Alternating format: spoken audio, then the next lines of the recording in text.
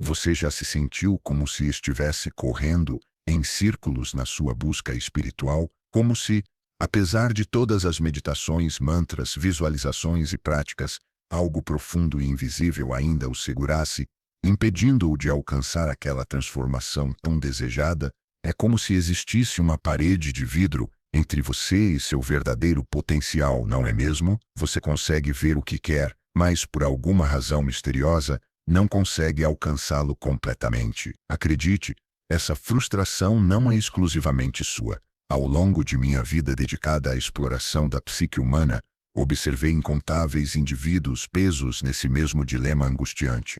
As abordagens puramente espirituais, embora belas e inspiradoras, frequentemente falham em penetrar as verdadeiras causas do estagnamento porque ignoram algo fundamental: a existência de um mundo subterrâneo dentro de você, o inconsciente, esse território vasto e turbulento que governa secretamente suas ações, pensamentos e sim, até mesmo suas experiências espirituais.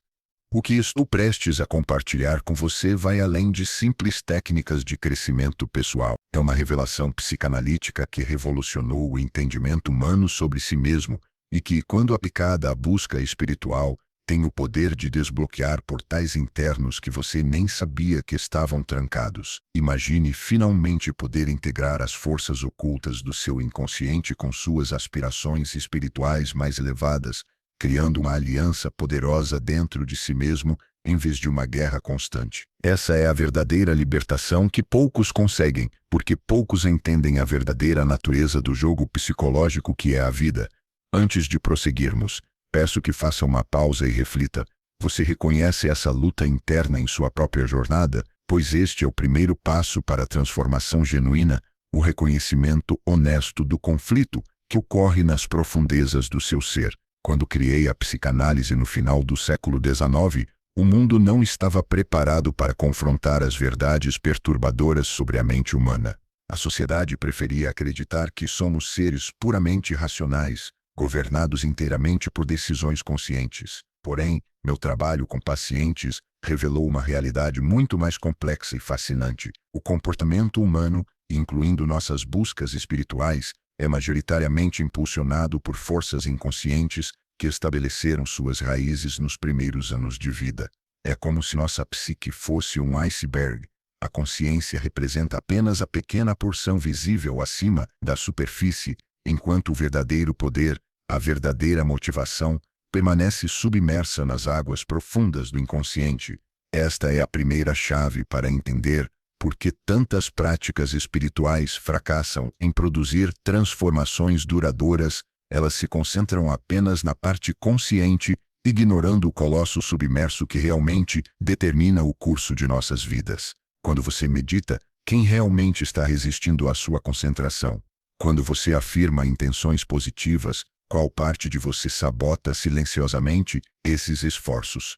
A resposta está nos mecanismos inconscientes que desenvolvemos para proteger nosso ego frágil dos terrores da existência. Seus bloqueios espirituais não são falhas de caráter ou falta de disciplina. São sistemas de defesa sofisticados que sua mente criou para sobreviver a traumas primitivos, muitos dos quais você nem se lembra conscientemente. Os sonhos, por exemplo, oferecem uma janela privilegiada para este reino oculto. Quando você sonha com quedas intermináveis, perseguições, ou encontra-se nu em público, seu inconsciente está comunicando conflitos não resolvidos que estão ativamente bloqueando seu progresso espiritual. Uma cliente minha relatou um sonho recorrente, onde tentava desesperadamente alcançar uma luz brilhante, mas seus pés estavam presos em lama espessa. Esta imagem não era apenas um símbolo aleatório, representava perfeitamente sua condição psíquica, a inspiração espiritual, a luz sendo impedida pelas fixações primitivas do id e a lama. Através da análise destes símbolos oníricos, conseguimos identificar um trauma de abandono na primeira infância que estava sabotando todas as suas tentativas de conexão espiritual na vida adulta. Seu inconsciente havia associado a entrega espiritual ao perigo de ser abandonada novamente, criando um bloqueio que nenhuma quantidade de incenso ou mantras poderia dissipar. Permita-me agora fazer uma pausa em nossa jornada analítica para perguntar: Você se sente verdadeiramente ouvido em sua busca espiritual? Muitas vezes, o que mais precisamos não é de outra técnica, mas de validação para nossas experiências autênticas, mesmo aquelas que parecem contraditórias ou vergonhosas. Gostaria de convidá-lo a compartilhar nos comentários um momento em que sentiu um conflito entre seu desejo de elevação espiritual e impulsos mais primitivos que pareciam sabotar esse processo. Pode ser tão simples como: quero meditar, mas sinto raiva inexplicável quando tento, ou busco paz interior, porém sou consumido por desejos materiais que me envergonham. Ao exteriorizar esses conflitos, você não apenas inicia seu próprio processo terapêutico, mas também contribui para uma comunidade onde outros possam se reconhecer e se sentirem menos sozinhos. Esta troca é profundamente terapêutica. É o princípio da Talking Cure que desenvolvi, agora adaptada para esta era digital. Além disso, seus comentários me ajudarão a entender melhor as lutas específicas que você enfrenta, permitindo que eu direcione nossos próximos encontros para abordar precisamente os bloqueios que mais o afligem. Agora vamos continuar nossa exploração das profundezas. O trauma de separação primordial é possivelmente o obstáculo mais fundamental no caminho do desenvolvimento espiritual.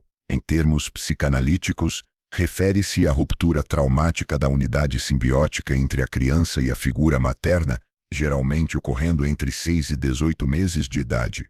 Esta separação, embora necessária para o desenvolvimento, pode ser experimentada como uma catástrofe psíquica pelo ego infantil em formação. Quando este processo é particularmente abrupto ou doloroso, talvez devido à depressão materna, hospitalização ou simplesmente um temperamento ansioso da criança, cria-se uma ferida primordial que permanece ativa no inconsciente adulto. Na infância, manifesta-se como ansiedade de separação intensa, choro inconsolável quando os pais saem de vista, ou apego excessivo a objetos transicionais como cobertores ou brinquedos. O adulto que carrega esta ferida, não cicatrizada frequentemente, encontra paradoxos desconcertantes em sua vida espiritual, busca desesperadamente a união transcendental com o divino, mas simultaneamente sente terror ao contemplar a dissolução do ego, que muitas tradições místicas descrevem como necessária para a iluminação. Seu caminho espiritual se transforma em uma dolorosa oscilação entre anseio e retremanto. Os sintomas característicos incluem experiências de êxtase espiritual seguidas de períodos de desconexão e vazio, medo irracional de perder a identidade durante estados meditativos profundos e uma tendência a abandonar práticas espirituais, justamente quando começam a produzir resultados significativos. É como se o inconsciente dissesse: mas aproximar-se demais da união divina significa reviver a dor da separação original. Este mecanismo se relaciona diretamente ao que chamei de angústia de castração, o medo profundo de perder algo essencial à identidade. Pesquisas contemporâneas em neurociência afetiva, particularmente os trabalhos de Jacques Panksepp sobre sistemas de apego cerebral, confirmam minhas intuições sobre como estes traumas primordiais moldam permanentemente os circuitos de medo e recompensa no cérebro, influenciando todas as relações subsequentes, incluindo a relação com o transcendente. O trauma de inadequação e vergonha representa outro bloqueio poderoso frequentemente encontrado no caminho espiritual. Este complexo se forma durante a fase anal do desenvolvimento psicossexual, aproximadamente entre 1 e 3 anos de idade, quando a criança está aprendendo o controle esfinteriano e recebendo as primeiras mensagens culturais sobre o que é aceitável ou vergonhoso. Pais excessivamente críticos, punitivos ou perfeccionistas podem inadvertidamente implantar uma convicção profunda na criança de que sua natureza essencial é de alguma forma suja, inadequada ou inaceitável. Na infância, este trauma se manifesta como comportamento excessivamente obediente, ou inversamente, como rebeldia obstinada.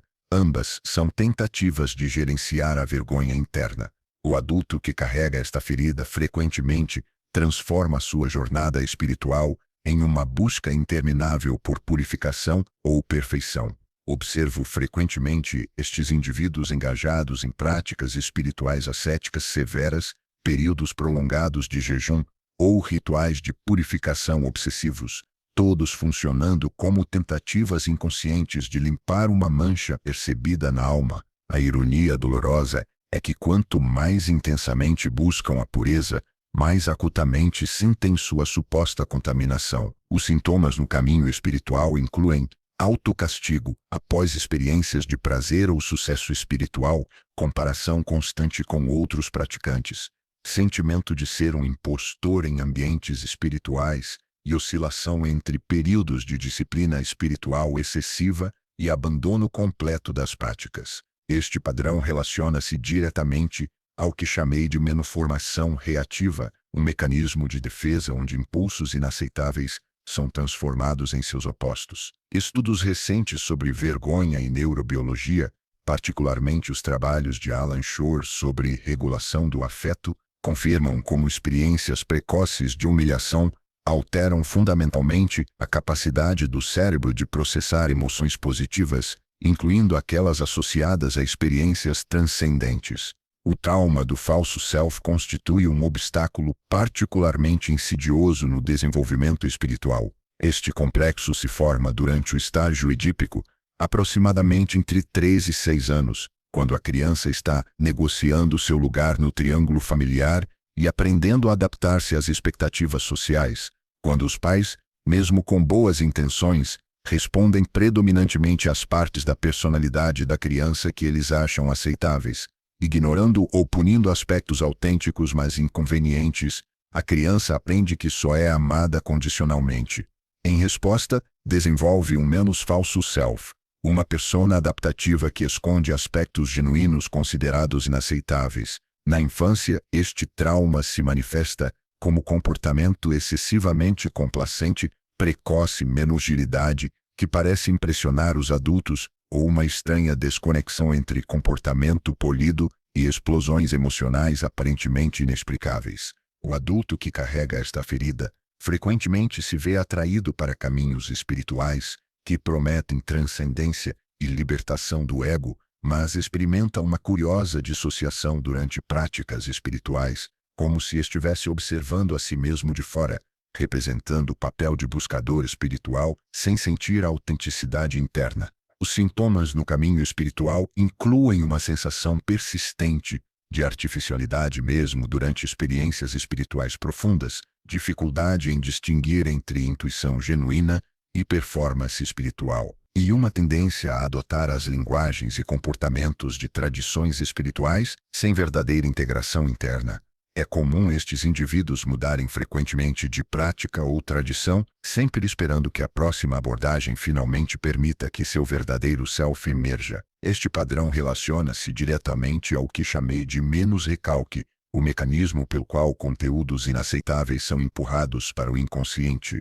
Estudos contemporâneos em psicologia do desenvolvimento, particularmente os trabalhos de D.W. Winnicott sobre o verdadeiro e falso self, expandem minhas intuições originais, demonstrando como esta dissociação precoce compromete a capacidade de experimentar estados de presença autêntica, fundamentais para o genuíno avanço espiritual. O trauma de impotência e controle representa um bloqueio fundamental que frequentemente sabota o progresso espiritual. Este complexo se forma quando a criança experimenta situações onde se sente completamente impotente diante de forças esmagadoras, seja abuso direto, testemunho de violência doméstica, catástrofes naturais, ou mesmo procedimentos médicos invasivos experimentados como violações. A característica definidora deste trauma é a completa incapacidade de escapar, lutar ou de alguma forma influenciar o que está acontecendo, o que os neurobiologistas modernos chamam de imobilidade tônica. Na infância, este trauma se manifesta como comportamentos de hipercontrole. Crianças que não conseguem dormir até que todos os brinquedos estejam perfeitamente organizados, que desenvolvem rituais elaborados, ou que reagem com terror desproporcional a pequenas mudanças na rotina. Alternativamente, pode-se expressar como comportamentos de risco imprudente, uma tentativa inconsciente de dominar o medo através de sua reprodução voluntária. O adulto que carrega esta ferida frequentemente aborda a espiritualidade com uma de duas estratégias disfuncionais, ou tenta dominar e controlar completamente a experiência espiritual através de práticas rígidas, metas de desempenho e conquistas quantificáveis, ou desenvolve um padrão de entrega imprudente a experiências estáticas, que replicam a sensação de ser subjugado por forças superiores. Os sintomas no caminho espiritual incluem resistência a práticas que exigem rendição, como certos tipos de meditação ou oração contemplativa. Conversamente, vício em estados alterados extremos, sem integração, desconforto com a incerteza inerente ao mistério espiritual e uma tendência a intelectualizar experiências transcendentes como forma de manter algum senso de controle. Este padrão relaciona-se diretamente ao que chamei de menos compulsão à repetição, o impulso inconsciente de reconstruir situações traumáticas na esperança de finalmente dominá-las. Pesquisas recentes em trauma e neurociência, particularmente os trabalhos de Bessel van der Kolk, sobre como o trauma se inscreve no corpo, confirmam minha compreensão inicial de como estas experiências esmagadoras criam padrões de resposta automáticos que persistem muito além do evento original, afetando profundamente nossa capacidade de entregar-nos com confiança ao desconhecido, um requisito essencial para o verdadeiro progresso espiritual. O trauma do amor condicional talvez seja o mais penetrante e sutil de todos os bloqueios espirituais. Este complexo se forma quando a criança percebe explícita ou implicitamente que o amor e a aprovação dos cuidadores dependem de seu desempenho, conquistas, obediência ou conformidade. Diferente de traumas agudos, este é frequentemente um trauma crônico de privação. Não é tanto o que foi feito à criança, mas o que estava consistentemente ausente: amor incondicional e aceitação completa de seu ser autêntico. Na infância, este trauma se manifesta como ansiedade de desempenho precoce, medo excessivo de decepcionar os outros, perguntas frequentes como você ainda me ama?, após pequenas transgressões, ou uma preocupação desproporcional em agradar os adultos. O adulto que carrega esta ferida frequentemente transpõe o mesmo padrão para sua relação com o divino ou com a prática espiritual. Sua busca espiritual se torna uma interminável tentativa de negar iluminação, favor divino ou pertencimento à comunidade espiritual através de esforço, sacrifício e adesão a regras. Os sintomas no caminho espiritual incluem medo constante de fazer errado, as práticas espirituais, preocupação obsessiva com regras, pureza e ortodoxia, dificuldade em conceber um divino que ama incondicionalmente, sentimento de que sempre há mais uma prática, mais um retiro, talvez um livro necessário antes de finalmente merecer a graça, e exaustão espiritual crônica. Este padrão relaciona-se diretamente ao que chamei de superego punitivo, a internalização das vozes críticas parentais que continuam a julgar e condenar muito tempo depois da infância. Estudos contemporâneos sobre apego e espiritualidade, particularmente os trabalhos de Kirkpatrick Shaver, demonstram como nossos primeiros modelos de relacionamento formam protótipos para todas as relações subsequentes, inclusive nossa relação com o transcendente. Indivíduos com histórico de apego inseguro frequentemente desenvolvem uma relação ansiosa e ambivalente com o divino, reproduzindo inconscientemente os mesmos padrões de busca de aprovação que marcaram seus primeiros vínculos. Após explorarmos estes traumas fundamentais que bloqueiam o caminho espiritual, podemos agora vislumbrar os princípios do método psicanalítico para desbloqueio espiritual.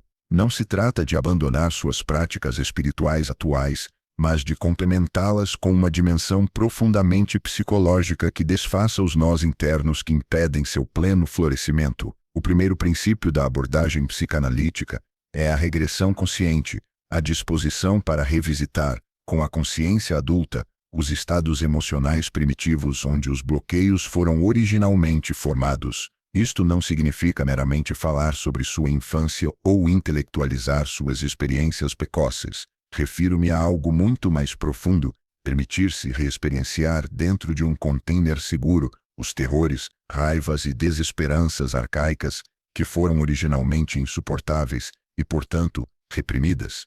É fascinante observar como diversas tradições espirituais intuitivamente desenvolveram práticas que facilitam este processo, desde o xamanismo com suas jornadas ao menu inferior, até certas formas de meditação vipassana, que cultivam a capacidade de permanecer presente com sensações e emoções difíceis, sem resistência. O segundo princípio é a catarse integrada. Diferente da simples ventilação emocional, trata-se de permitir que emoções reprimidas emergam não apenas para serem liberadas, mas para serem testemunhadas, compreendidas e integradas à narrativa maior de sua vida. Novamente encontramos paralelos em práticas ancestrais como os rituais de purificação, confissão e testemunho presentes em diversas tradições espirituais. O terceiro princípio é a ressignificação profunda, o processo pelo qual experiências traumáticas são gradualmente compreendidas de novas maneiras, permitindo que percam seu poder de determinar seu comportamento presente. Este processo se assemelha notavelmente aos ensinamentos budistas sobre compaixão e não dualidade, ou às práticas cristãs de perdão e redenção. O que estou propondo é nada menos que uma revolução na abordagem do desenvolvimento espiritual, uma integração entre as mais profundas intuições da psicanálise e a sabedoria ancestral das tradições contemplativas. Esta síntese tem o potencial de desbloquear níveis de crescimento e transformação que permanecem inacessíveis quando cada caminho é seguido isoladamente. Chegamos ao final de nossa jornada exploratória pelo labirinto da psique humana e sua relação com o desenvolvimento espiritual. Agora você compreende que seus bloqueios espirituais não são falhas morais ou falta de dedicação, mas consequências compreensíveis de feridas psíquicas precoces que criaram padrões inconscientes de autossabotagem. Você vislumbrou como traumas de separação, inadequação, falso self, impotência e amor condicional se manifestam especificamente no caminho espiritual, criando obstáculos recorrentes que nenhuma quantidade de prática puramente espiritual pode superar. E você recebeu os princípios fundamentais de uma abordagem integrativa que une a profundidade psicanalítica com a elevação espiritual, oferecendo um caminho para a genuína libertação das amarras inconscientes que o têm limitado. Reconheço que a jornada que estamos iniciando juntos não é fácil.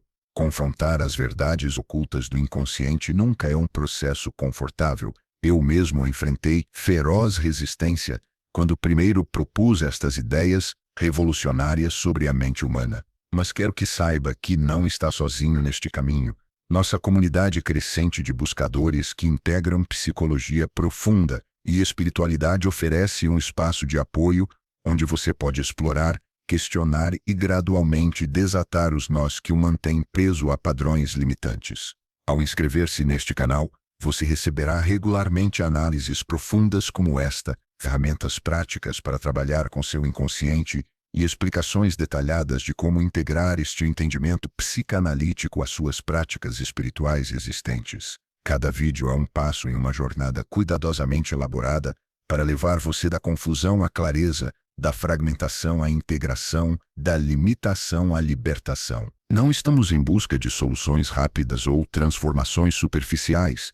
Respeitamos profundamente o ritmo orgânico do verdadeiro crescimento psíquico e espiritual. Se este conteúdo ressoou com você, peço não apenas que se inscreva, mas que demonstre seu apoio dando um like neste vídeo, pois isto ajuda a levar estas ideias transformadoras a outros que, como você, buscam uma compreensão mais profunda de seus bloqueios espirituais. Compartilho estas revelações com total honestidade intelectual, baseando-me não apenas em teorias, mas em décadas de observação clínica meticulosa do funcionamento da mente humana.